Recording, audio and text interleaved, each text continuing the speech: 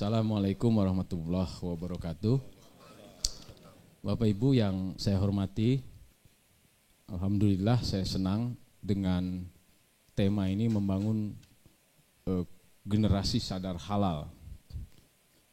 Saya tidak bicara dalam konteks bagaimana sejarah halal itu muncul dan berkembang, karena saya kira itu rujukannya Al-Quran. Bagaimana minuman keras yang tadinya halal dalam konteks masyarakat jahiliyah Arab kemudian berubah menjadi haram ketika kemudian para sahabat yang melakukan sholat itu bacaan sholatnya ngaco karena mabok misalnya begitu kan. Nah, saya tidak ke sana begitu. Tetapi saya ingin mengatakan bahwa peradaban manusia itu memang dibangun dengan tetesan darah dan air mata bahkan nyawa. Dalam pergulatan-pergulatan panjang semacam itu, kalau kita longok seluruh bangunan peradaban yang menyangkut kehidupan manusia di semesta jagat raya ini selalu diisi dengan perilaku-perilaku jahat, curang, dan lawannya. Lawannya itu baik dan jujur begitu. Jadi ada semacam paradoks, kontradiksi yang itu tidak bisa diambil manusia sebagai pelajaran. Karena itu berulang terus dia mengalami proses siklus. Sampai hari ini, sampai ketika saya bicara di ruangan ini, perilaku manusia untuk menjadi jahat, menjadi culas, menjadi merusak, itu adalah bagian dari apa yang disebut dengan perilaku yang haram gitu. Bapak dan Ibu sekalian, kita tahu misalnya bagaimana masyarakat Indonesia itu tumbuh dan berkembang ya. Kita hidup dalam era penjajahan yang seluruh potensi kemanusiaan kita itu dieksploitasi oleh penjajah. Yang paling fenomenal dan dahsyat itu bagaimana tanam paksa diberlakukan untuk membangkitkan ekonomi negeri Belanda yang bangkrut pada era itu. Sampai kemudian Belanda bisa melunasi hutang ekonominya dan membangun kembali peradaban bandar pelabuhannya tuh di Amsterdam tuh. Itu sangat eksploitatif. Dan eksploitasi semacam itu sudah berlangsung sejak dunia ini ada, sejak kehidupan ada. Sampai hari ini di sekitar kehidupan kita. Maka tadi saya senang sekali Ibu Darus, saya mohon maaf Bu, saya manggil nama belakangnya ya. Bu Ade. Ibu Ade itu menyinggung misalnya problem haram itu juga menyangkut masalah lingkungan. Bagaimana pembangunan nasional kita dalam kurun waktu 79 tahun merdeka itu sangat eksploitatif, merusak lingkungan, merusak bumi Indonesia yang kita wariskan kepada generasi kita atau yang kita pinjamkan dari generasi masa depan Indonesia. Rusak karena perilaku-perilaku koruptif, perilaku-perilaku aniaya, perilaku eksploitatif, keserakahan yang semuanya sangat eksploitatif terhadap kemanusiaan. Nah, kalau perilaku eksploitatif terhadap kemanusiaan itu kalau kita bungkus dalam satu kata yang pendekatannya agak spiritual transenden, tetapi kita ingin merujuk pada pendekatan muamalah sosial, yaitu kata halal itu lawannya adalah haram. Perilaku-perilaku yang merusak selalu dikategorikan sebagai bentuk perilaku yang haram. Nah, disitulah kemudian Bapak dan Ibu sekalian, sejarah memberikan catatan yang kelam pada pembangunan manusia Indonesia. Kita tahu sejak kita merdeka, kalau kita melihat buruh pekerja di Indonesia, itu kan menjadi pihak yang dieksploitasi.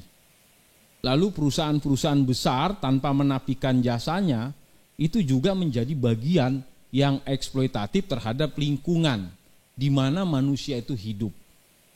Kita merasakan hari ini penyakit batuk, pilek, itu dengan mudah menjangkiti masyarakat secara kolektif, masif, disebabkan karena kerusakan udara kita.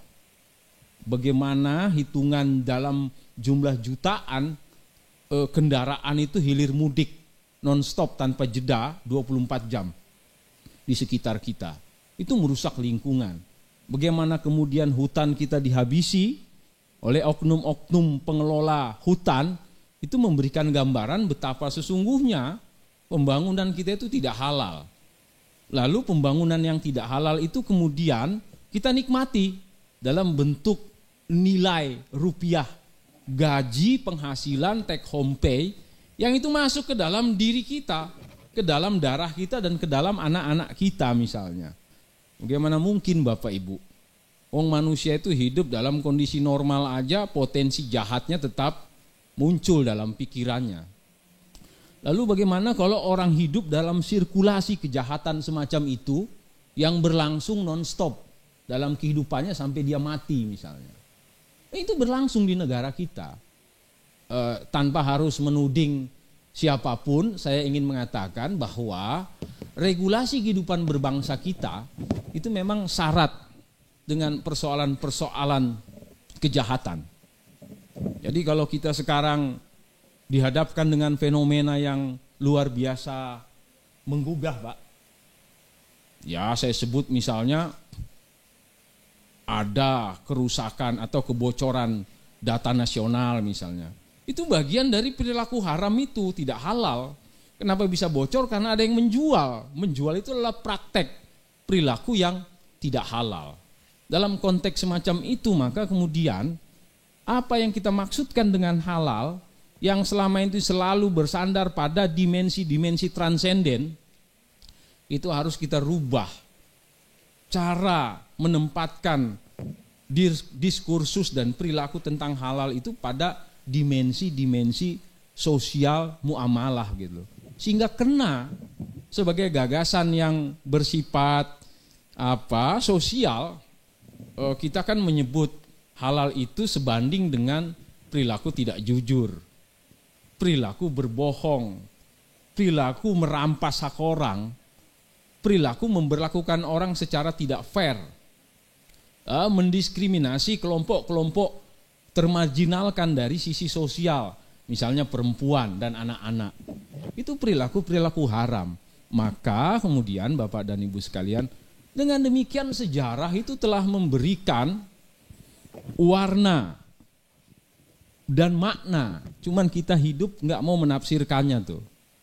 Sejarah itu kan mau waktu dia bergeser dari satu ruang kepada ruang yang lain, dari satu waktu kepada waktu yang lain. Lalu hidup kita ini sebenarnya adalah realitas yang kita jumpai pada hari ini yang berangkat dari tumpukan memori kita tentang masa lalu kita di waktu lalu. Selalu demikian.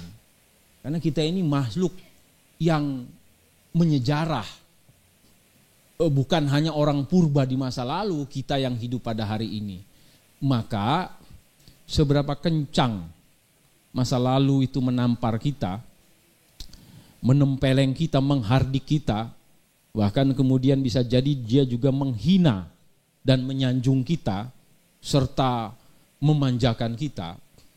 Kita itu sering gagal sebagai manusia kolektif yang hidup bermasyarakat dan berbangsa untuk mengambil nilai dari peristiwa yang menghardik, menghina, menampar, menyanjung dan memanjakan itu.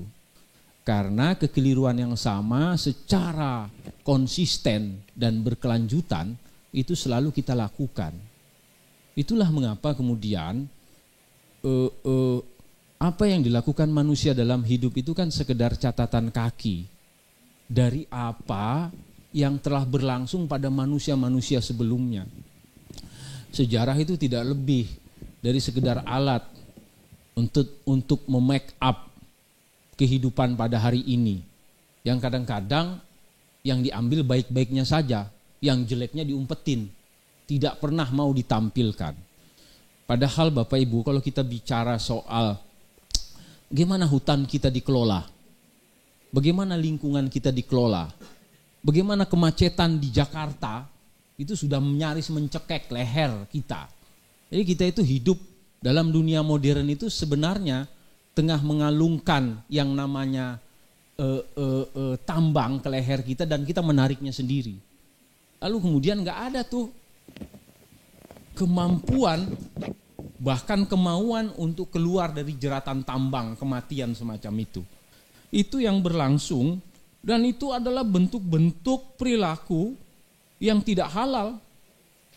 Bagaimana kemudian kendaraan diproduksi setiap hari dalam kehidupan, lalu kendaraan itu merusak udara, mengeksploitasi APBN kita dengan bentuk subsidi, merampas hak-hak anak-anak kecil yang tidak mampu untuk mengalami pendidikan yang baik.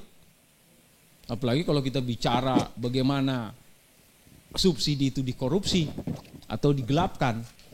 Kalau kita berbicara bagaimana kemudian kesehatan itu dikurangi akibat perilaku korup dan seterusnya.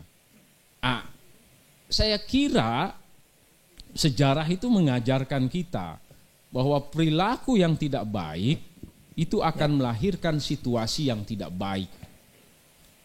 Sesuatu yang haram yang dikonsumsi secara kolektif oleh bangsa ini itu akan menuju pada kehancuran bangsa ini.